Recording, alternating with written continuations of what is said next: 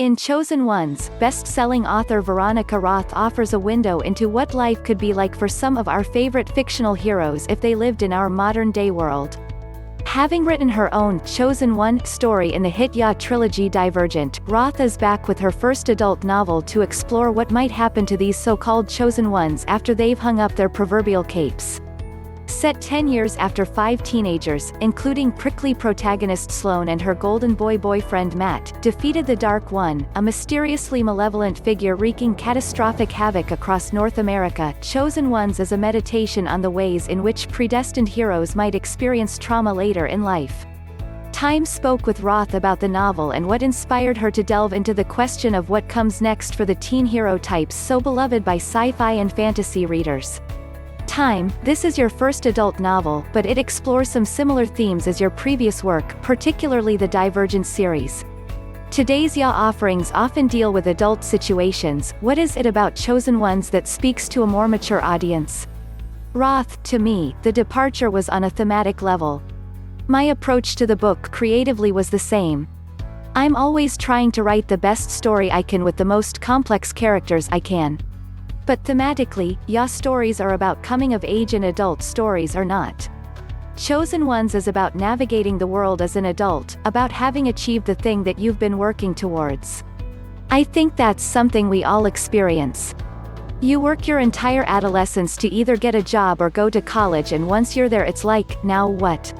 That feels like a fundamentally adult question. And it's the same thing for these characters except exaggerated.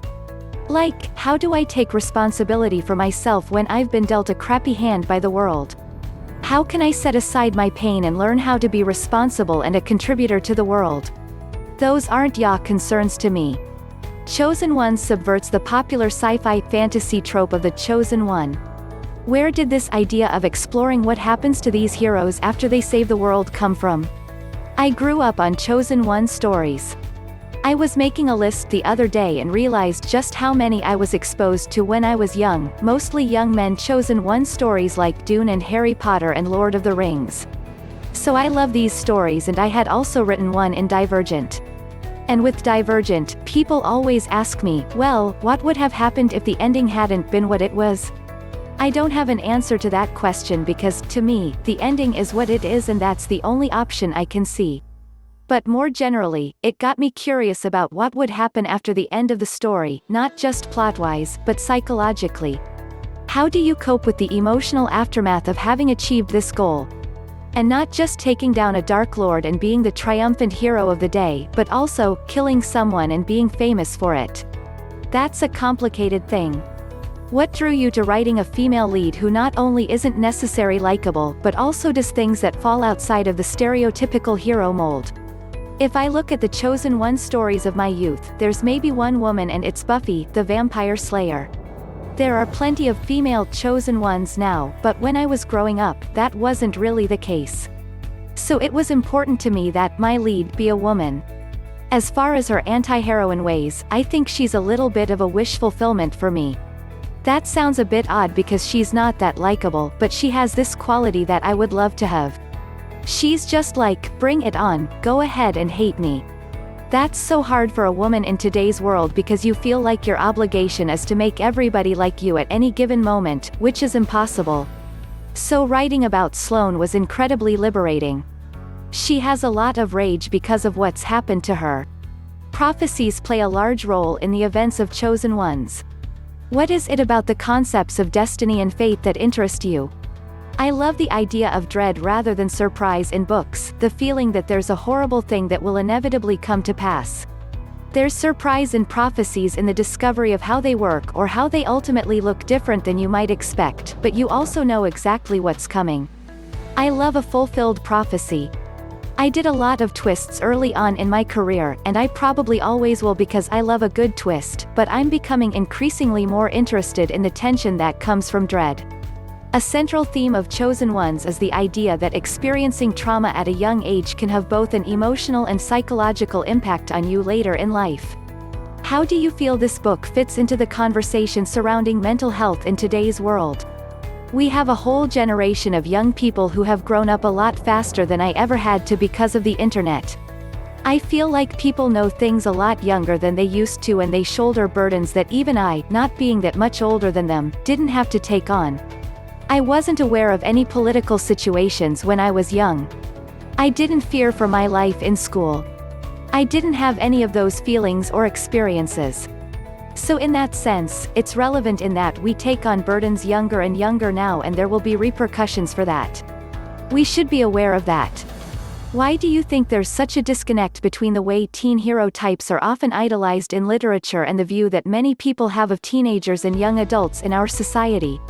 Everyone wants to believe that they didn't fall victim to stereotypically teenage things, but people have such an odd view of their teenage selves. That's something that I've realized over time. You were in fact very smart and wise as a teenager in certain ways, but you were also capable of being deeply, deeply silly. Those two things can coexist, and they do. One of my most significant book signing experiences was meeting a girl who came up and talked to me about One Direction. I didn't know who One Direction was at the time, which totally shattered her. I felt so bad. But then she passed me this note, and when I read it later, it was full of all these deep insights about Divergent and what it had meant to her and what it had made her think about. And I was like, this is what teenagers are. They are both wildly intense about boy bands and capable of complex thought. These things are not at odds with each other. I think we sometimes forget that.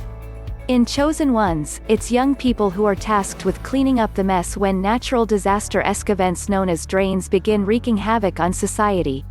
Do you feel this story fits into the conversation surrounding climate change and the current political state in the US? To me, they're less climate and more just magic events, so I hadn't really thought about that particular connection. But, I mean, the Dark One lives in Trump Tower. There are some things that I wasn't particularly subtle about. Your descriptions of the Dark One's most fanatical followers seem to invite comparisons to white nationalists and other far-right extremists in the US. What were you hoping to convey about American society with these parallels?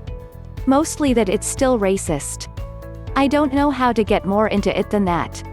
It just seems like that would be the response that some people would have to a chosen one, who is a person of color, being elevated to that level of fame. Naturally, it would bring the racism out. After publishing your 2017 novel Carve the Mark, you received some criticism on the topic of racial representation that you addressed in a blog post. Did this criticism influence the writing of Chosen Ones in any way? With Carve the Mark, a lot of that conversation happened before the book was widely available, so it was happening among people who hadn't read it yet. And then as the book became widely available, the conversation changed. So I did pay attention to it and reflect on it, but mostly I thought about what this book required of me and tried to be as thoughtful as possible. I did a lot of reading of critical race theory, and I brought in a few readers to help me find any blind spots that I have, because we all have them. What do you find challenging about writing characters with whom you don't directly identify? It's like any other part of the book that requires research, except it's a little harder to know how to do that kind of research. You can't just rely on people you know, because there are greater issues at play in your own perspective and in the world generally that you need to become aware of. Chicago is almost like another character in the book. Why was it important to you to have the city play such a significant role? I think writing Divergent primed me for writing about Chicago again.